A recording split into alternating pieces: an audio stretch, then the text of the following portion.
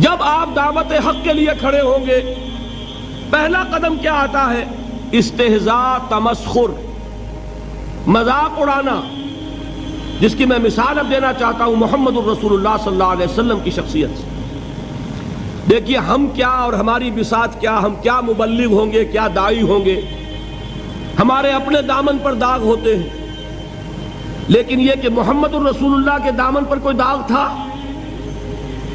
ان کو تو سارے مکے والے الصادق الامین کہتے تھے، نہایت محبوب شخصیت تھے، ان کے لیے تو جا صادق، جا الامین، یہ الفاظ سننے میں آتے تھے، آنکھوں کا تارا۔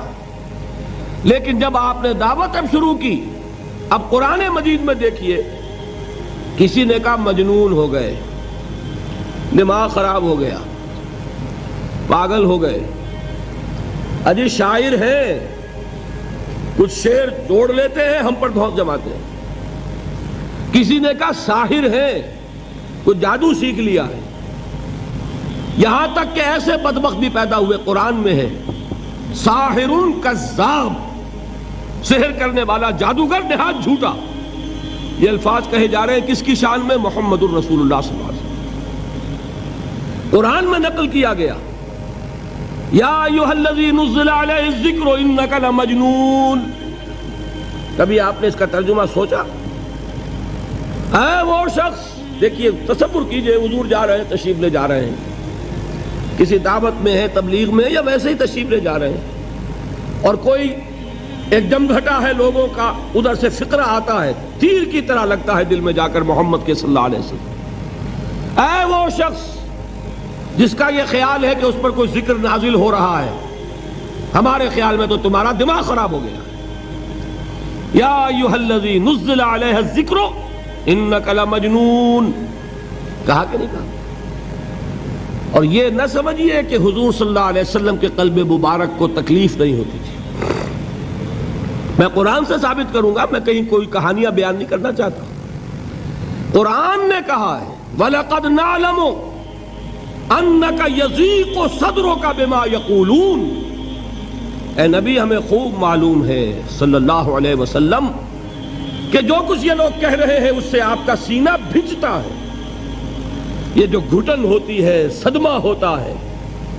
انکا یضیق صدرک بما یقولون، ہمیں خوب معلوم ہے کہ جو کچھ یہ باتیں آپ کو سننی پڑ رہی ہیں، یہ کڑوی کسیلی باتیں، یہ جو فقرے چست ہو رہے ہیں، استہزاء ہو رہا ہے، تمسخر ہو رہا ہے۔ سورہ حجر میں ہے، ایک جگہ کھڑے ہوئے لوگ قرآن کا مذاق اڑا رہے ہیں، بھائی فلاں آیت تم لے جانا، فلاں آیت میری ہوگی، اس کے ٹکڑے کر رہے ہیں، اس کے ٹکڑے حصے بکھرے کر کے قیمہ بنا کر ان آیات کا تمسخر اڑا رہے ہیں۔ ایک جگہ قرآن مجیدی میں مذکور ہے کہ فرشتوں کا مذاق اڑ رہا ہے، بھائی یہ دیکھو محمد نے کہا ہے صلی اللہ علیہ وسلم کہ جہنم پر تو کل 19 فرشتے ہیں، علیہا 19 قرآن میں آیت نازل ہوئی۔ ایک پہلوان کہتا بھائی 10 کو تو میں سنبھال لوں گا، باقی 9 کا تم انتظار کر لو۔ یہ باتیں آ رہی ہیں حضور کے کانوں میں، کلام الہی کے ساتھ کیا سلوک ہو رہا ہے، مجھ پر کیا فقرے چست کیے جا رہے ہیں، مجھ پر جس طریقے سے استہزاء اور تمسخر کا رویہ اختیار کیا گیا ہے، دل بھج رہا ہے، دل میں صدمہ ہے۔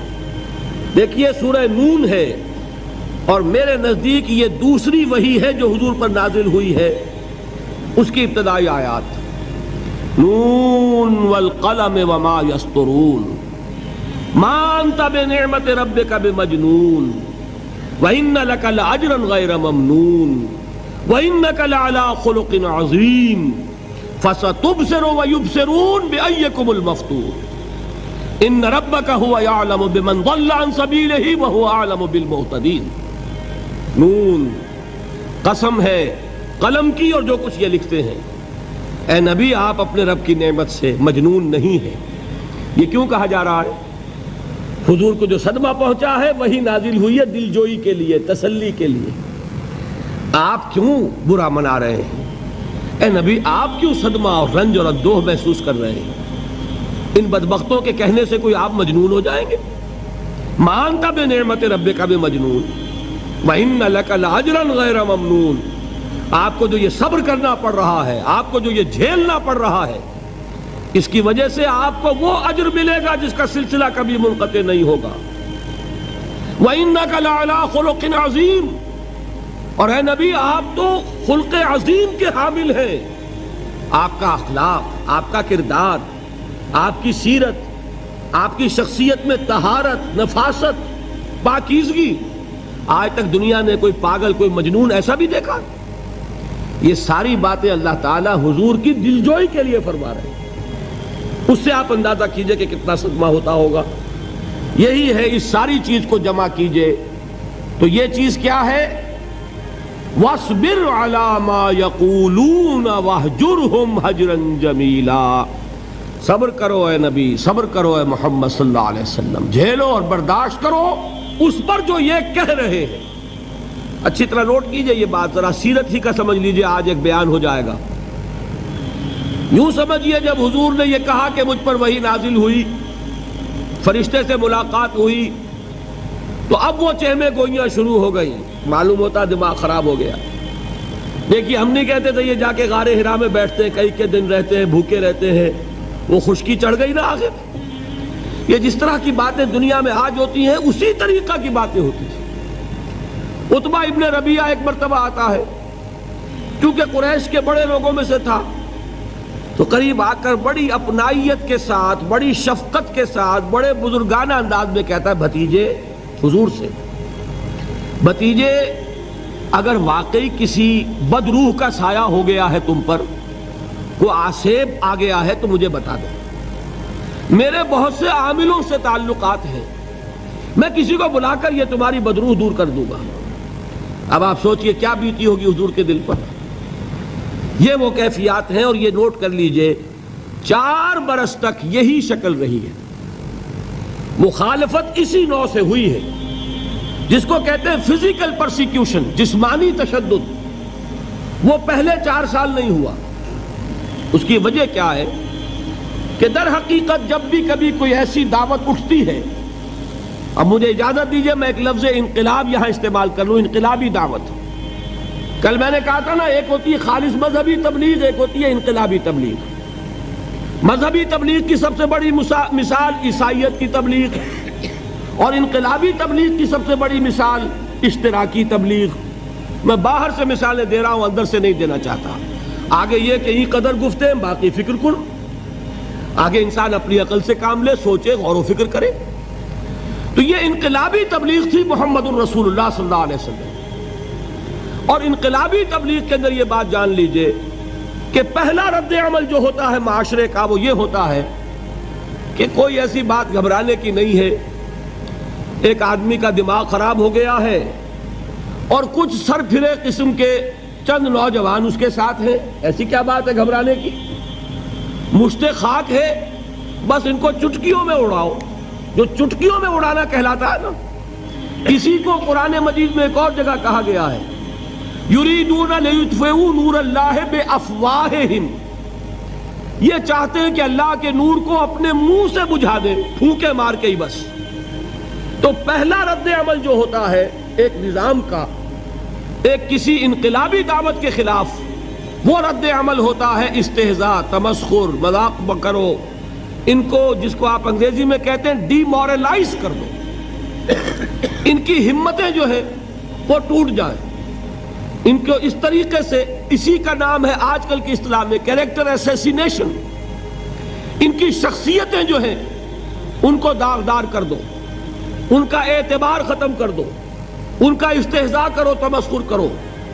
اور یہ میں آپ سے عرض کر رہا ہوں اس وقت ایک گونا فخر کے ساتھ اور اللہ تعالیٰ کا شکر ادا کرتے ہوئے کہ میں نے جو کام بھی کیا ہے اس وقت پاکستان میں، آپ نے اخبارات میں دیکھا ہوگا، بڑا دقیانوسی مولوی ہے، بیگمات کا رد عمل جو ہوا وہ آپ کے علم میں ہوگا، بڑے جو یہ جدید ہمارے روشن خیال قسم کے جو صحافی ہیں، اگر کہیں آپ نے پڑھا ہو جس طرح استہزاء ہوا ہے، جس طرح مذاق اڑایا گیا ہے، جو الفاظ استعمال کیے گئے ہیں، وہ میرے نزدیک بہت بڑی سند ہے جو اللہ کے ہاں جا کر پیش کروں گا کہ اللہ تیرے دین کے لیے، میں نے اپنے گھر سے کوئی بات نہیں کہی، میں نے جو بات کہی وہ جو شریعت محمدی کی بات ہے وہ کہی، اگر اپنی طرف سے کہیں ہو کوئی اضافہ کیا ہو تو اللہ تعالیٰ کی پھٹکار ہو مجھ پر اور لعنت ہو مجھ پر.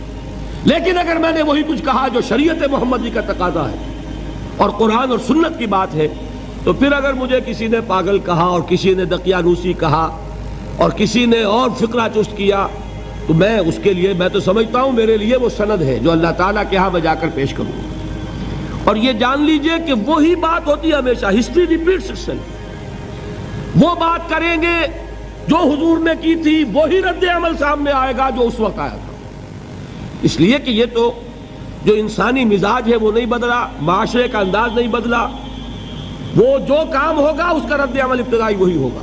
اور اس میں در حقیقت امتحان ہوتا ہے صبر کا. کیا دل شکستہ ہو کر بیٹھ رہے گا انسان؟ ہمت جواب دے جائے گی، کمر ٹوٹ جائے گی، قوت ارادی اور عزیمت جو ہے مزمحل ہو جائے گی، پھونکوں سے چراغ بجھ جائے گا.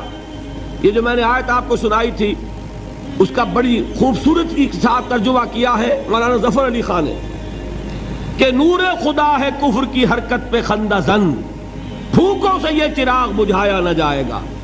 یریدون لیطفئوا نور اللہ بافواہہم واللہ متم نورہ ولو کرہ الکافرون.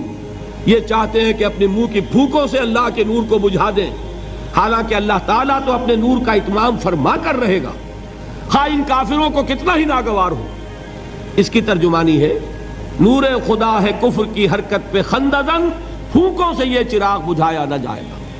بہرحال اس مرحلے پر میں نے آپ کو 2 صبر بتائے. صبر کس چیز سے؟ اپنا کیریئر دنیاوی جو بھی آپ حاصل کر سکتے تھے. ذہین آدمی ذہانت لگائے گا تو دین کی دعوت دے گا ایٹ دی انٹلیکچوئل لیول. اور یہ بات جان لیجئے کہ یہ چیز دنیا میں کسی کمائی کا ذریعہ نہیں بن سکتی، اسے قربانی دینی پڑے گی کیریئر کی، اپنے مفادات کی، تب کام کر سکے گا. عام آدمی وقت لگائے گا، صلاحیتیں صرف کرے گا، اپنی وہی اس وقت سے اور توانائی سے پیسہ بنا سکتا تھا. آج کل تو آپ کو معلوم ہے کہ بڑی سادی ہو گئی ہے یہ حساب کتاب کی بات، بہت سادہ. ایک انسکلڈ لیبرر کا 1 گھنٹہ برابر ہے اتنے روپے کے، ایک سکلڈ لیبرر کا 1 گھنٹہ برابر ہے اتنے روپے کے. آپ تو ہر چیز کاؤنٹ کر سکتے ہیں، میئر کر سکتے ہیں. جو شخص 1 گھنٹہ لگا رہا ہے اس نے کوئی پیسہ خرچ کیا ہے نا، اسی وقت کو لگا کر وہ پیسہ بناتا، اسی ذہانت اور صلاحیت سے وہ کوئی کمائی کرتا. ادھر لگایا تو وہ جو کمی ہو رہی ہے اس کو برداشت کرنا، اس کو جھیلنا اور خوش دلی سے برداشت کرنا، یہ سمجھنا کہ در حقیقت یہ سب کچھ کیا ہے کہ اللہ تعالیٰ کے ہاں اس کا اجر و ثواب ملے گا. یہ صبر کا ایک رخ.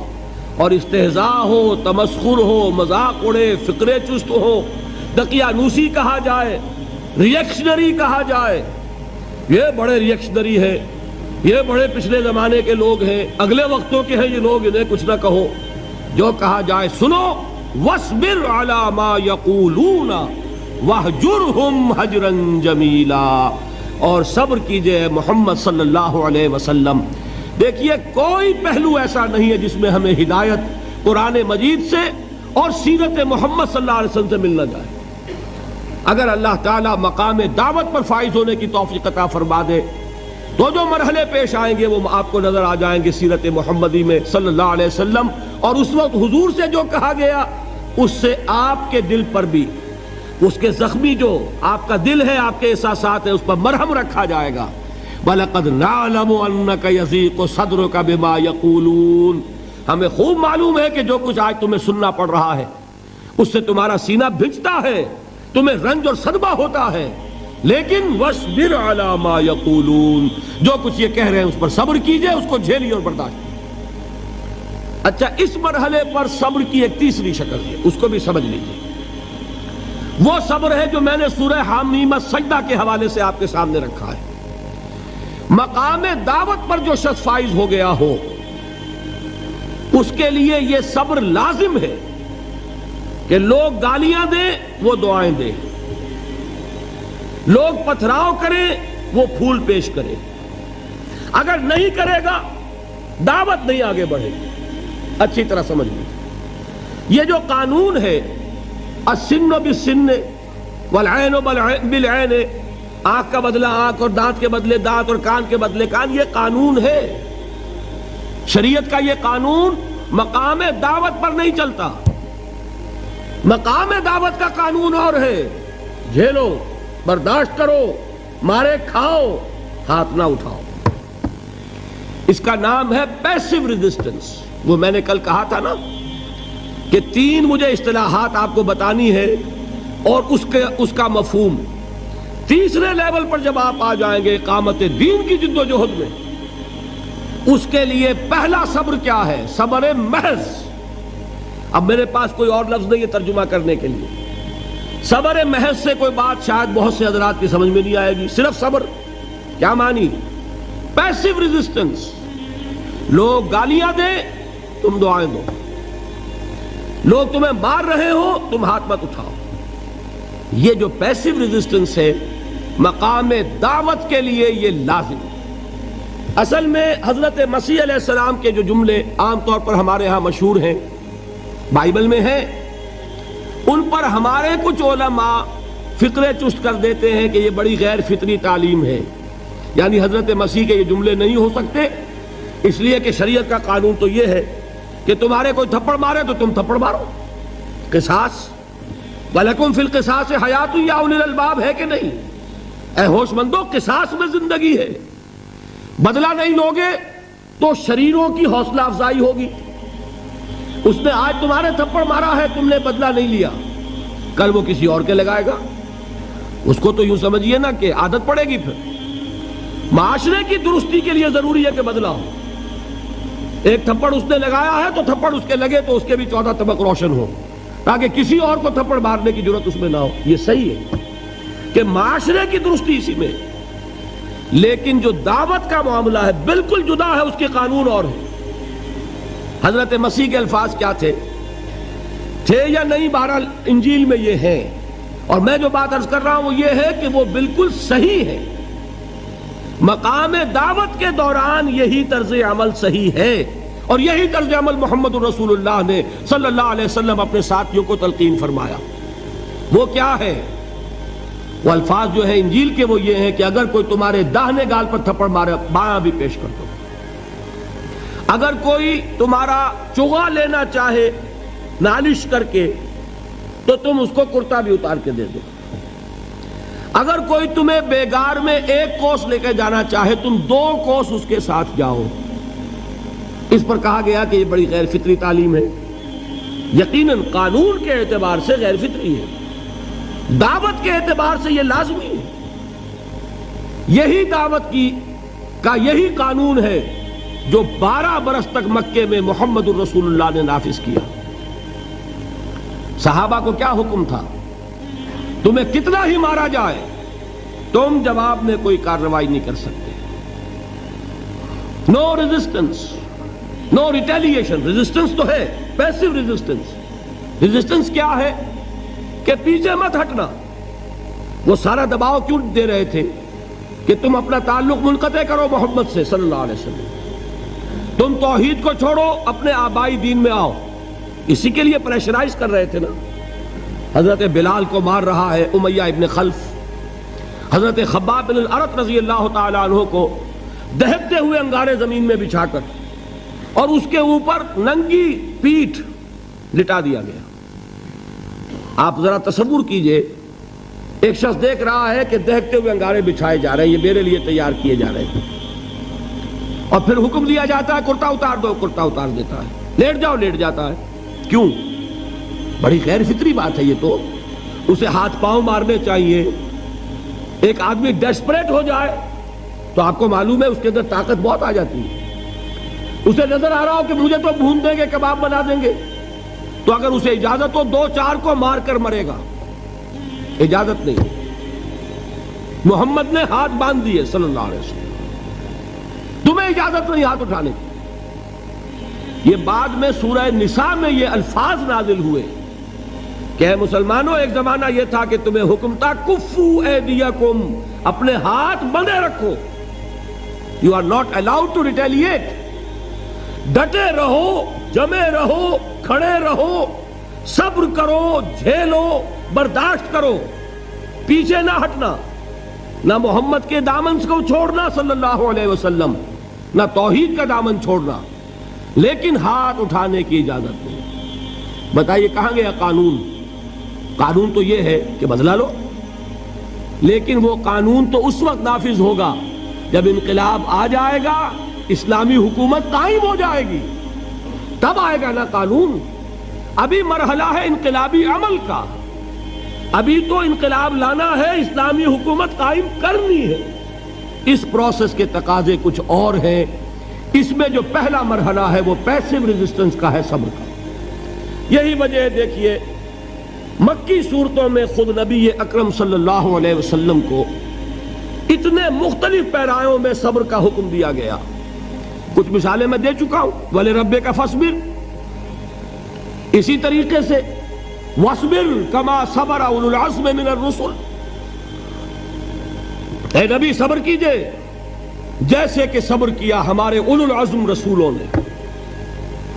وَاصْبِرْ وَمَا صَبْرُكَ إِلَّا بِاللَّهِ، اے نبی صبر کیجئے، اور آپ کا صبر تو اللہ ہی کے سہارے ہے۔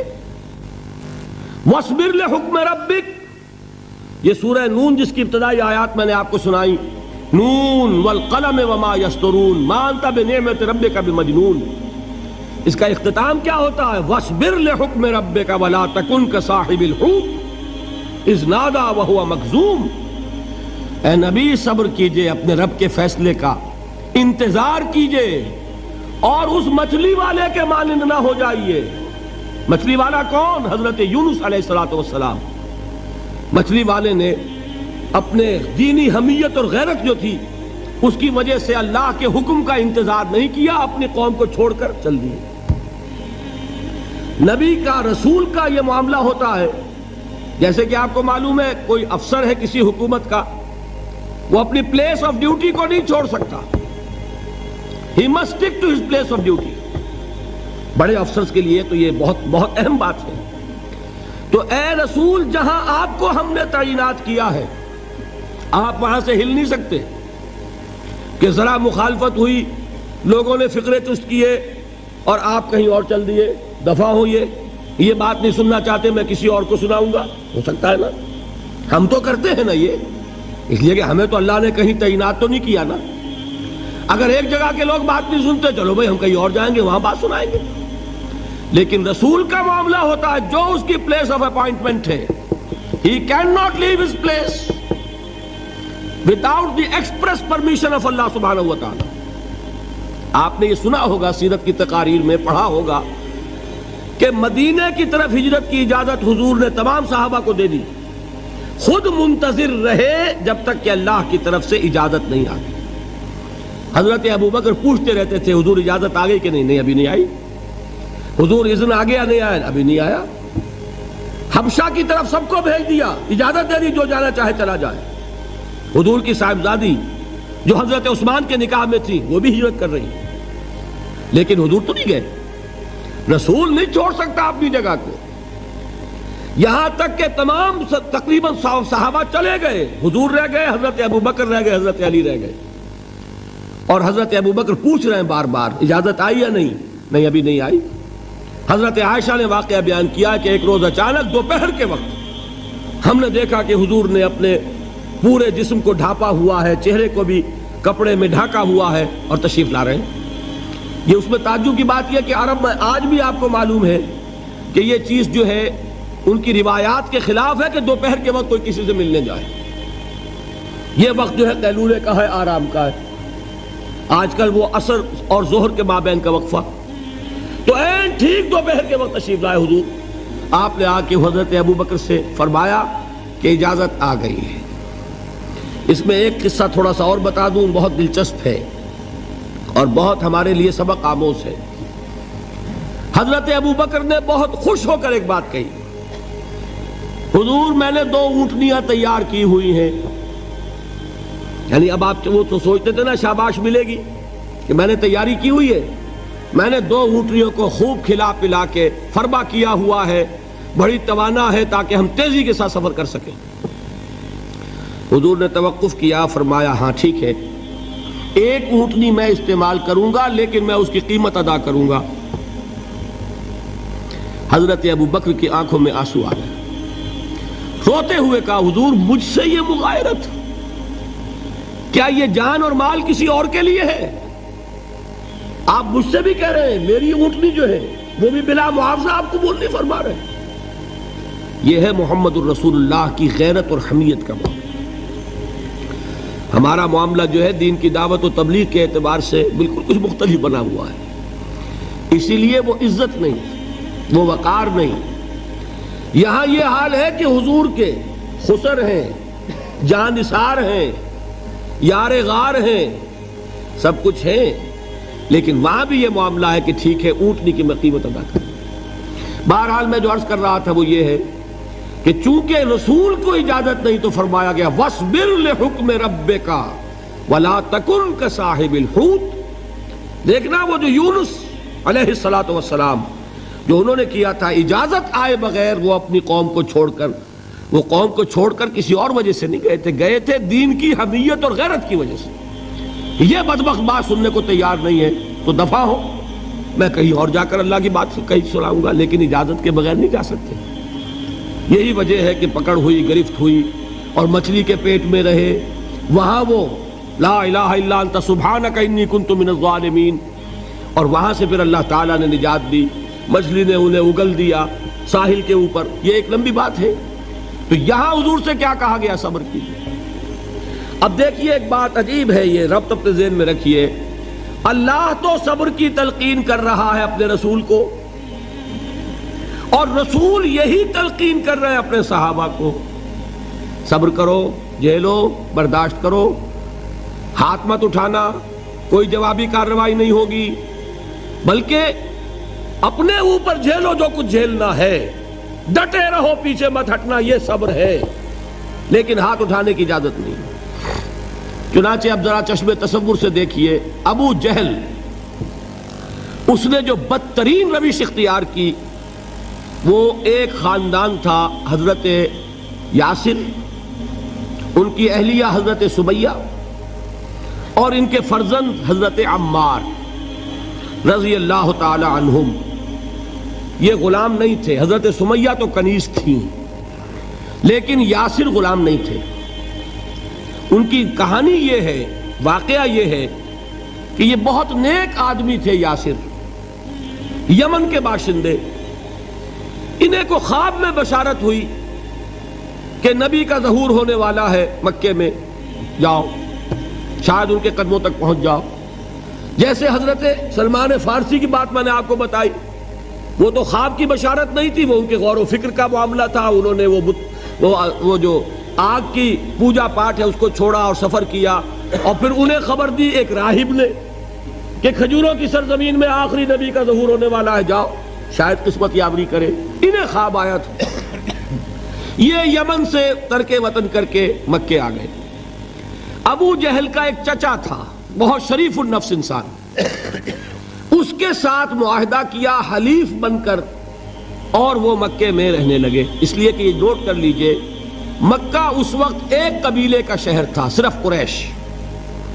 یا قرشی رہ سکتا تھا وہاں، یا قرشی کا حلیف۔ اگر کسی کے ساتھ اس کی، جیسے آپ کو معلوم ہے یہاں کاروبار وغیرہ کرنے میں سعودی عرب میں شراکت جو ہے وہ کسی لوکل سعودی کے ساتھ ہوگی تو آپ کر سکتے، وہ کفیل ہے، ورنہ آپ کچھ نہیں کر سکتے۔ اسی طرح کی بات وہاں تھی کہ اگر تو کسی قرشی نے آپ کو امان دی ہوئی ہے تو آپ رہ سکتے ہیں مکے میں، ورنہ نہیں۔ یا تیسرے قرشی کا غلام، غلام تو ملکیت ہی ہے اس کی، جیسے بھیڑ بکری ہے کسی قرشی کی، اسی طرح اس کے غلام ہے۔ یہ تین کیٹیگریز تھی انسانوں کی مکے میں۔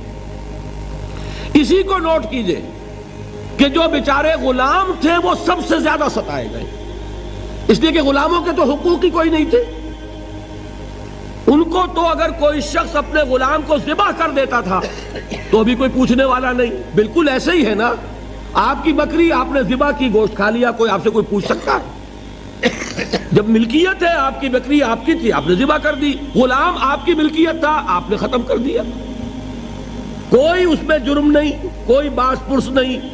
یہ تھا حال غلاموں کا۔ بلال غلام تھے، ابو فقی غلام تھے، زنیرہ ایک کنیز تھی، ان کو جو ماریں پڑی ہیں اس کا آپ کو معلوم ہے۔ حضرت بلال کے ساتھ جو کچھ امیہ ابن خلف نے کیا کہ جس طریقے سے کہ حیوانوں کی لاشیں جو ہے کھینچ کر گھسیٹ کر لے جائی جاتی ہیں، ان کی گردن میں رسی ڈال کر گھسیٹتے، اسی طریقے سے حضرت بلال کے گردن میں رسی ڈال کر ٹھیک دوپہر کے وقت مکے کی سنگلاخ گلیوں کے اندر گھسیٹا جاتا تھا۔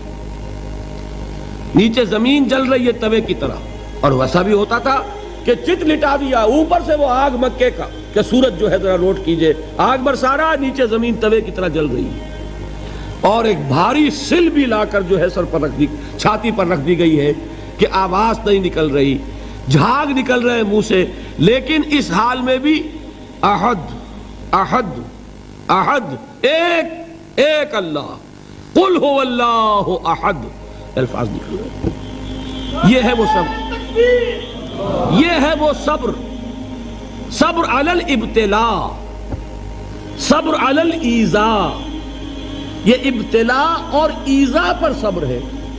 جھیلو، برداشت کرو، اس توحید پر قائم رہو، محمد کی رسالت کے اقرار کرتے رہو صلی اللہ علیہ وسلم، لیکن ہاتھ نہیں اٹھانا۔ اب میں آپ کو بتا رہا تھا یہ تو غلام تھے، یہ جو تھے یاسر، یہ حلیف تھے، غلام تو نہیں تھے نا۔ البتہ وہ ابو جہل کے چچا کی کنیز تھی یہ سمیہ، انہوں نے اجازت لے کر ان سے نکاح کر لیا، یہ تو کنیز رہیں گی۔ بیٹا جو ہوا وہ بھی ایک طرح سے جب کنیز زیادہ ہے تو غلام ہو گیا، عمار ابن یاسر۔ وہ جو شخص تھا بہت شریف النفس ابو جہل کا چچا، وہ مر گیا، اب ابو جہل جو ہے اس خاندان کا سربراہ ہے، لہذا یہ تینوں جو افراد ہیں وہ اس کے رحم و کرم پر ہیں۔ یاسر کو بھی پروٹیکشن اگر ہے تو ابو جہل کی ہے، ابو جہل جو چاہے کرے، اور سمیہ تو کنیز ہے ہی، اس کا تو کوئی حق ہے ہی نہیں، جو چاہے کرے، اور عمار ان دونوں کا بیٹا ہے، لہذا بدترین معاملہ کیا ابو جہل نے ان تین افراد کے ساتھ۔ حضرت سمیہ کے ساتھ جو کچھ کیا گیا ہے آپ اس کا تصور نہیں کر سکتے۔ بالآخر جو شہید کیا ہے حضرت سمیہ کو، ایذائیں دے دے کے، سسکا سسکا کے، ان کے جسم کے نازک حصوں کو جلا کے، داغ دے کر، کہتا کیا تھا، ایک دفعہ کہہ دو کہ میرا جو یہ بت ہے یہ بھی الہ ہے، مان لو میں چھوڑ دوں گا۔ تنگ آ گیا، کسی طریقے سے ایک دفعہ کہہ دو پھر میں چھوڑ دوں گا۔ لیکن یہ میاں بیوی حضرت یاسر اور حضرت سمیہ رضی اللہ تعالی عنہما، یہ ہے ثبات، یہ ہے صبر، یہ ہے استقلال، ایک مرتبہ بھی کہنے کے لیے تیار نہیں ہوئے جو چاہو کر لو، اب ہم تو اس سے پیچھے نہیں ہٹیں۔ تنگ آ کر اس نے حضرت سمیہ کی تو شرمگاہ میں برچھا مارا اور شہید کیا۔ حضرت یاسر کے بارے میں ایک روایت یہ ہے، ستا ستا کے، تنگ کر کر کے، آخر کار جو ختم کیا، انہیں شہید کیا کس طرح، 4 سانڈ اونٹ جوان، ان سے رسے باندھے، ایک رسے سے ایک بازو باندھا، دوسرے سے دوسرا بازو باندھا، تیسرے سے ایک ٹانگ باندھی، چوتھے سے دوسری ٹانگ باندھی، اور چاروں کو دوڑایا ہے کہ جسم کے پرخچے ہوں گے۔ اس حال میں کیا ہو رہا تھا وہ میں بتا رہا ہوں کہ اللہ تو تاکید کر رہا ہے اپنے نبی کو، اصبر وَلِرَبِّكَ فَاصْبِرْ وَاصْبِرْ عَلَى مَا يَقُولُونَ وَاصْبِرْ وَمَا صَبْرُكَ إِلَّا بِاللَّهِ وَاصْبِرْ لِحُكْمِ رَبِّكَ وَلَا تَكُنْ كَصَاحِبِ الْحُوتِ۔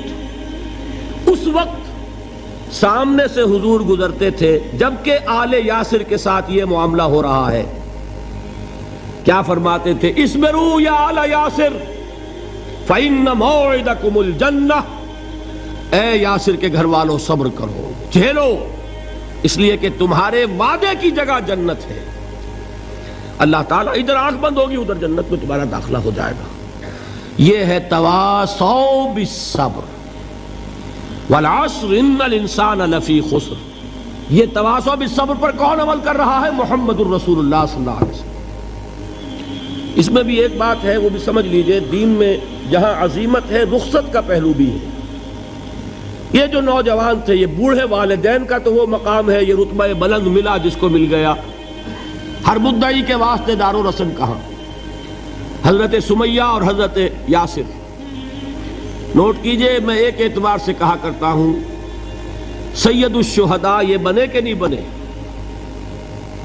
ان کو جو فوقیت حاصل ہوئی، الفضل للمتقدمین، سب سے پہلی جان دینے والی یہ خاتون اور سب سے پہلی جان دینے والا اللہ کے لیے، توحید کے لیے، محمد کی رسالت کے لیے صلی اللہ علیہ وسلم، دے تو بھی محمد کی صداقت کی گواہی، یہ صداقت کی گواہی دیتے ہوئے انہوں نے اپنی جانیں دے دی۔ لیکن جو نوجوان عمار ہے اس نے رخصت کی راہ اختیار کی، جھیلا نہیں گیا، برداشت نہیں ہو سکا، ایک مرتبہ کلمہ کفر زبان سے نکال دیا، ابو جہل نے چھوڑ دیا، لیکن اب پشیمانی طاری ہوئی ہے میں کیا کر بیٹھا۔ اس کے بعد انہوں نے اپنے آپ کو ایک ستون سے باندھ لیا کہ حضور ہی آ کر مجھے اگر یہاں سے کھولیں گے تو میں کھلوں گا، ورنہ میں یہیں اپنے آپ کو ہلاک کر دوں گا، مجھ سے کیا ہو گیا۔ حضور خود تشریف لائے، دست مبارک سے کھولا، کہا کہ یہ بھی دین میں اجازت ہے، کلمہ کفر کہہ کر جان بچا لینے کی اجازت ہے، یہ رخصت ہے، عزیمت نہیں ہے۔ تمہارے والدین نے جو مقام حاصل کر لیا وہ تو پھر میں وہی کہوں گا کہ ہر مدعی کے واسطے دار و رسن کہاں، یہ رتبہ بلند ملا جس کو مل گیا۔ البتہ دین میں یہ ہے، آیت بھی ہے قرآن مجید کی، وَقَلْبُهُ مُطْمَئِنٌ بِالْإِيمَانِ، دل ایمان پر جمع ہوا ہو، کسی وقت محض جان بچانے کے لیے کلمہ کفر کہہ دینا، دل پر کوئی آنچ اس کی نہ آ رہی ہو تو اس کی اجازت ہے۔ کمزور طبائع کو بھی اللہ تعالیٰ نے اپنے دین میں اکوموڈیٹ کیا ہے۔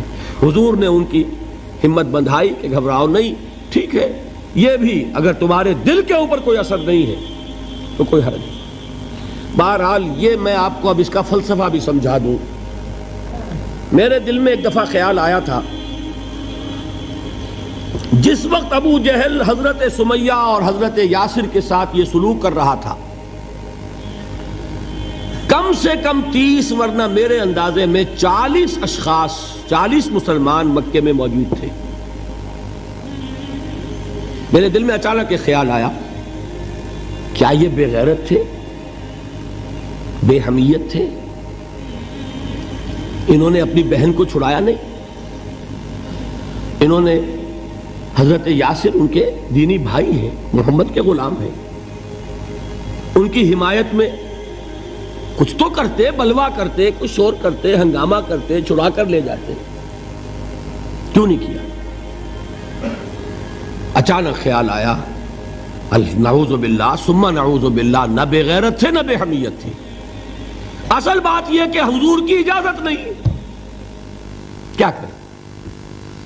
خون کھول رہا ہے، سینوں میں جوش ہے، لیکن اجازت نہیں۔ یہ ہے ڈسپلن کی وہ تربیت جو محمد رسول اللہ نے دی۔ دیکھیے، جوش میں آ کے حملہ کرنا یہ اور بات ہے، خون کھول رہا ہو اور پھر اپنے آپ کو تھامنا یہ زیادہ مشکل کام۔ جب خون کھولتا ہے آدمی جو جان کی پرواہ نہیں ہوتی۔ بدر میں جو ہوا ایک واقعہ ایک دفعہ سن کر جھجری آتی ہے، لیکن واقعہ یہ ہے کہ جب جنگ کی حالت میں اشتعال ہوتا ہے اور خون کھول رہا ہوتا ہے وہ چیزیں آسان ہوتی ہیں۔ وہ جو 2 ٹین ایجرز تھے، نوجوان، جنہوں نے ابو جہل کو ہلاک کیا ہے، حضرت معاذ اور حضرت معوذ، انصاری 2 نوجوان، ان میں سے ایک کا واقعہ آتا ہے کہ ان کے ایک شانے کے اوپر تلوار کا وار پڑا، پورا شانہ کٹ گیا، بازو علیحدہ ہو گیا تقریباً، لیکن کوئی ایک تسمات لگا رہ گیا، کوئی ایک ٹینڈن ہوگا، وہ جو ہوتا ہے سخت سا سفید سا، وہ کوئی لگا ہوا ہے، انہیں پرواہ نہیں ہے، وہ دوسرے ہاتھ سے لڑ رہے ہیں، لیکن یہ ہاتھ جو ہے یہ اب چونکہ قابو میں تو ہے نہیں، کنٹرول میں نہیں، مسلز کٹ چکے، تو یہ رکاوٹ بن رہا ہے۔ ان کے بارے میں آتا ہے اس ہاتھ کو اپنے پاؤں کے نیچے دبایا اور کھینچا اور پھینک دیا کہ یہ اس وقت میرے اس راستے میں رکاوٹ بن رہا ہے، جسم کا حصہ میرا۔ تو یہ بات بھی میرے نزدیک اتنی مشکل نہیں ہے جتنی مشکل یہ ہے کہ خون کھول رہا ہو لیکن چونکہ اجازت نہیں ہے لہذا کوئی اقدام نہ کیا جائے۔ یہ زیادہ کڑا امتحان ہے، یہ زیادہ سخت مشکل ہے، اور اس کی تربیت بھی محمد الرسول اللہ نے ویسے میں نے 12 برس کہا ہے لیکن 8 برس کہنا چاہیے، اس لیے کہ مکی دور کے 12 سالوں میں سے 4 سال جو ہیں وہ صرف زبانی کلامی ایذا تھی، اور اس کا بھی ہدف تھے صرف حضور. وہ جو میں نے بتایا پاگل ہے، مجنون ہے، شاعر ہے، ساحر ہے، ایک عجمی غلام اپنے گھر میں رکھا ہوا ہے، اس سے ڈکٹیشن لیتے رہتے ہیں، آ کے ہم پر دھوس جماتے ہیں، مجھ پر وحی نازل ہوئی ہے. یہ سب کچھ ہوا 4 برس تک، لیکن ہوا صرف حضور کے ساتھ کہ انہیں ڈی مورلائز کر دو، ان کی ہمت ختم ہو جائے، خود بخود یہ بات بیٹھ جائے گی بتاشے کی طرح. لیکن جب انہوں نے دیکھا کہ نہ محمد بدل ہوئے صلی اللہ علیہ وسلم، نہ ان کے ساتھی بدل ہوئے، یہ تو دعوت پھیل رہی ہے، ہمارے نوجوان جو ہیں اب ان کے حلقے میں شامل ہو رہے ہیں، ہمارے اپنے لخت جگر، ہمارے اپنے چشم و چراغ. کون تھے مصعب بن عمیر، کون تھے عثمان غنی، کون تھے سعد بن ابی وقاص، قریش کے اعلیٰ گھرانوں کے چشم و چراغ نوجوان، وہ آ رہے ہیں محمد کے ہاتھ پر بیعت کر رہے ہیں، اسلام لا رہے ہیں صلی اللہ علیہ وسلم. انہوں نے دیکھا یہ ہمارے غلاموں میں بھی یہ آگ پھیل گئی، یہ تو سمجھئے کہ بارود کے اندر آگ لگ رہی ہے. یہ ابھی تک تو قانے تھے جو ظلم ہم کر رہے تھے اس پر، لیکن ان کے اندر اگر یہ ایمان اور اسلام کی دعوت اور تحریک ان میں پھیل گئی تو ہمارا اقتدار اور ہمارا یہ پورا نظام جو ہے یہ چوپٹ ہو جائے گا. یہ ہے وہ چیز جو میں نے کل آپ کو اقبال کا مصرع پڑھا سنایا تھا کہ نظام کہنا کے پاس بانو یہ معرض انقلاب میں ہے. Beware of the revolution that is coming. لہذا اپنی پوری قوتوں کو جمع کرو اور کچل دو انہیں، مارو انہیں. یہ کام شروع ہوا ہے سن 5 سے، بلکہ 4 کہنا چاہیے، 4 سے لے کر 12 تک 8 برس. اس کو کہتے ہیں پرسیکیوشن، فزیکل پرسیکیوشن، تشدد، مار پیٹ، جلانا، دہتے ہوئے انگاروں پر لٹانا، فاقے رکھنا، بھوکے رکھنا. ان کو ڈال دی گئی زنجیریں، گھروں میں بند کر دیا گیا نوجوانوں کو. حضرت عثمان کو چچا نے ان کے ایک چٹائی کے اندر لپیٹا اور دھونی دے دی، دم گھٹ رہا ہے، جان نکل رہی ہے. حضرت مصعب بن عمیر رضی اللہ تعالی عنہ، وہ نوجوان 200 درہم کا جوڑا ان کا سل کر آتا تھا شام سے تیار ہو کر، لباس معطر ہوتا تھا، جدھر سے نکل گیا پوری گلی جو ہے وہ معطر ہو گئی، انگلیاں اٹھ رہی ہیں، وہ جا رہا ہے مصعب، یہ خوشبو اس کی ہے. اس مصعب کے ساتھ کیا سلوک کیا؟ باپ تو مر چکا تھا، ماں نے پالا تھا، دولت بہت چھوڑ کر گیا تھا باپ، لہذا ماں نے بڑے ناز و نام میں پالا، بڑے لاڈ پیار میں. 200 درہم کا جوڑا تیار ہو رہا ہے. لیکن یہ کہ آپ کو معلوم ہے عرب کے اس معاشرے میں عورت کی کوئی حیثیت نہیں تھی، ماں کا اختیار نہیں تھا، چچا تھا سربراہ خاندان کا. چچا نے کہا مصعب اگر تم نے اپنے باپ کا دین چھوڑ دیا ہے تو باپ کی دولت پر بھی تمہارا کوئی حق نہیں ہے، نکل جاؤ گھر سے. اس نے یہ سوچا تھا کہ مصعب کے ہوش ٹھکانے آ جائیں گے، دن میں تارے نظر آ جائیں گے، ناز و نام میں پلا ہوا گھر سے نکل کے جائے گا کہاں، یہ سارا نشہ جو ہے توحید کا یہ ہرن ہو جائے گا. حضرت مصعب کا جواب بالکل برعکس تھا. اچھا ٹھیک ہے چچا جان، میں گھر چھوڑتا ہوں. وہی بات جو کبھی کہی تھی ابراہیم نے. باپ نے کیا کہا تھا؟ واجرنی ملیہ، جاؤ چلے جاؤ، دفع ہو جاؤ میری نگاہوں سے. حضرت ابراہیم نے کیا جواب دیا تھا؟ سلام علیک ساستغفر لک ربی انہ کان بی حفیہ. اچھا ابا جان آپ کا حکم یہی ہے تو میں چلتا ہوں، آپ پر سلامتی ہو، میرا رب مجھ پر بڑا مہربان ہے، میں اس سے آپ کے لیے استغفار کروں گا. چل دی. یہی جو ہے حضرت ابراہیمی کی نسل ہے نا قریش. آج ابراہیم کے ایک بیٹے کے ساتھ وہی معاملہ ہو رہا ہے مصعب کے ساتھ، اور مصعب چلنے کے لیے تیار ہو گئے. چچا نے سوچا میں سمجھتا تھا کہ ہوش ٹھکانے آ جائیں گے، یہ تو تیار ہو گیا نکلنے کے لیے. غصے میں آ کے اگلی بات کہی، یہ کپڑے جو پہنے ہوئے تم نے یہ بھی اسی مشرک باپ کی کمائی کے ہیں، اتارو ان کو. وہیں کپڑے اتارے، مادر زاد برہنہ گھر سے نکالے گئے. ماں کے پاس پہنچے، ماں نے آنکھوں پر ہاتھ رکھے. مصعب کیا ہوا؟ کہ ماں سے کہتے ہیں کہ ماں میں موحد ہو گیا ہوں. اور وہاں سے گئے، پھر حضور کی خدمت میں کپڑے کہیں سے مانگے ہوں گے. یہ مصعب ہیں 200 درہم کا جوڑا پہننے والے. جب حضور پر مدینے کے 12 افراد ایمان لائے تھے، بیعت عقبہ اولیٰ ہوئی، انہوں نے کہا کہ حضور ہمیں کوئی شخص اپنا ایسا شاگرد دیجئے جو ہمیں قرآن پڑھا سکے۔ حضور نے حکم دیا مصعب جاؤ، اب مدینے جاؤ، یثرب جاؤ، یثرب والوں کو قرآن پڑھاؤ، انہیں تبلیغ کرو۔ مصعب گئے ہیں وہاں، 1 سال کی کمائی 75 افراد لا کر حضور کے جھولی میں اگلے سال ڈال دیے کہ حضور یہ میری 1 سال کی کمائی ہے۔ 72 مرد 3 عورتیں، انہوں نے وہ بیعت کی تھی، بیعت عقبہ ثانیہ، جس کے الفاظ کل میں نے آپ کو سنائے تھے۔ بایعنا رسول اللہ صلی اللہ علیہ وسلم علی السمع والطاعت فی العسر والیسر والمنشط والمکرہ وعلی اثرۃ علینا وعلی لا ننازع الامر اہلہ وعلی ان نقول بالحق اینما کنا لا نخاف فی اللہ لومۃ لائم۔ یہ 72 مرد تھے مدینے کے جنہوں نے یہ بیعت کی۔ پھر انہوں نے ریکویسٹ کی کہ حضور اب آپ ہمارے ہاں تشریف لائیے، ہم اگر یہ مکے والے وہاں حملہ کریں گے تو ہم آپ کی حفاظت کریں گے جیسے کہ اپنے اہل و عیال کی کرتے ہیں۔